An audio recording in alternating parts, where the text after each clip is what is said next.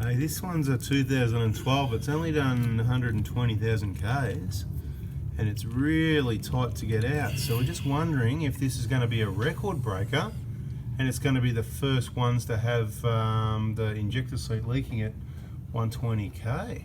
Wow, okay, we got that one. 2 and 3 came out, and the one at the back we've got to work on as well. Just a little bit of evidence here to show that someone has been in this engine before.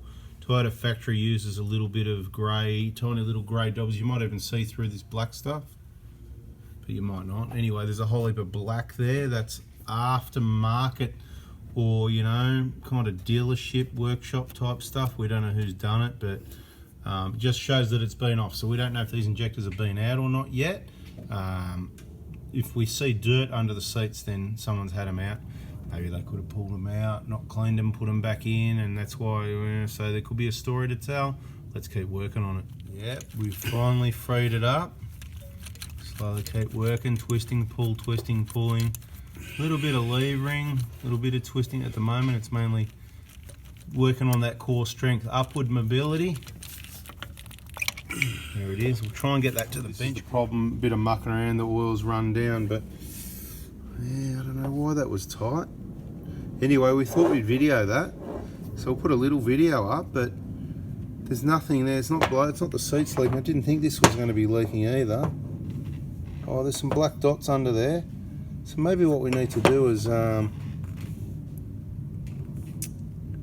could be just bits that are falling. We'll give them a quick wipe. If there's anything to see, we'll show you, but yeah, that looked like it was just tight around here actually, up there, that area, possibly, but yeah. Anyway, how tight it was, that's pretty rare, and we thought it might have been a bit of blow-by starting, even though really low Ks would have been a record breaker, but it's not looking like that's it. And by the sounds of it, that's the fourth one coming out. Yeah, same. Just a bit tight, yeah? Tightest they've been with that blow-by. There you go, another boring video. Sorry, there was no excitement there. We'll see if there's anything else we can add. So this has been a fairly straightforward job, so we're not going to give you another boring video. I've got two other things. One thing I want to tell you about to help you, and one thing I want to show you to help you, right? So, brand new, genuine injectors only, and I've mentioned in other videos, and you may have seen one recently, you know, we were talking about the ones with the B word and all that, and how they're old and they're a bit loose and sloppy. They used to wobble around a lot, and they changed the size, the OD, the outside diameter of the injectors, tighter fit into the head. So what happened with these ones, for example, these ones were quite tight, in particular number 4.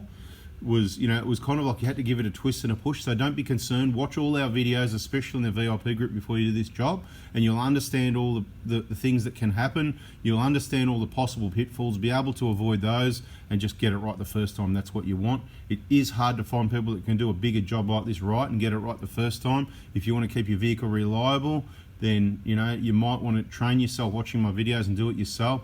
Or if you know someone, if you know a mechanic or a technician that's open to learning and your help, you can help them. You watch the videos, do it together, or maybe they want to watch the videos, you're just going to watch the videos together. Anyway, that's one thing. That's why the injectors are tight. Sometimes more detail in other videos. Don't want to go on about it too much, not in this video. This is going to be a short one. I'm nearly done.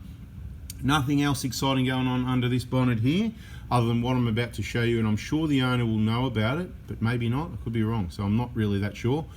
But we talk about battery wiring and using corrugated split tubing and stuff, and this kind of looks not too bad. So you've got to be careful it's not rubbing on the pipe. See that pipe there, how it's got that rub mark there? So that can be a problem. So I'm just going to say it again. At the front is a good place to cross wires. Underneath this plastic cover in front of the radiator, there's a radiator cross member panel under there.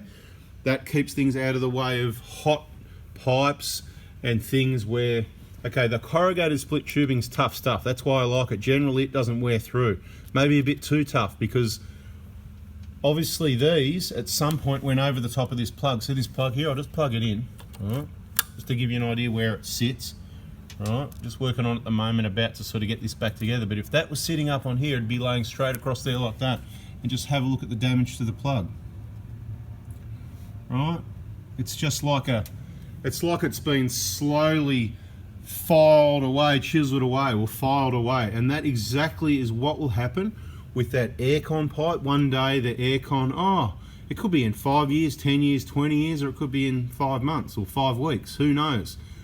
make sure all your aftermarket accessories, wiring and everything, and the installations don't upset the OE equipment, the OE engineering, the Toyota engineering. I'll say it again, most of the time when there's a problem with a Toyota, it's because of aftermarket accessories, people that have worked on the vehicle, or the parts used on the vehicle. The job just hasn't been done correctly with the right parts and the right workmanship to avoid simple things like that. You know, that's just kind of, that's unnecessary. You know, luckily it got sorted out before it's too late, but you know, the clip's still there to release it, but only just, there's not much left. Quite sharp there as well now. Could be a little bit dangerous if you didn't know, but anyway, point is, check out your wiring. If you insist on running it at the back there, try and get it all into one corrugated split tubing, and there's a little space in behind. See that gap where my finger's going? You can sort of pull that wiring loom down a little bit, so there's a coax sort of half in and out and around. Like, of course, we didn't do this, first time we've seen the vehicle, but that could, all those wires should have been run in one hit. And I know how it works. You run one and then you run another, and all these accessories get fitted separately. But at some point in time, you could even tuck two, you know, if they're two, look how big the gap is just there, right? Just up top, get the zip tie. See how they're hanging down here at the front? Instead of down the front, up in that gap up there. Anyway, guys, that's a video. Hopefully it was a short one for you, because some people like short ones, but if it's short, it hasn't got as much information. Anyway, that's done. Hope you liked it. If you did, you know, hit that like button and subscribe, turn the bell on, and catch you on the next one. Thanks for watching.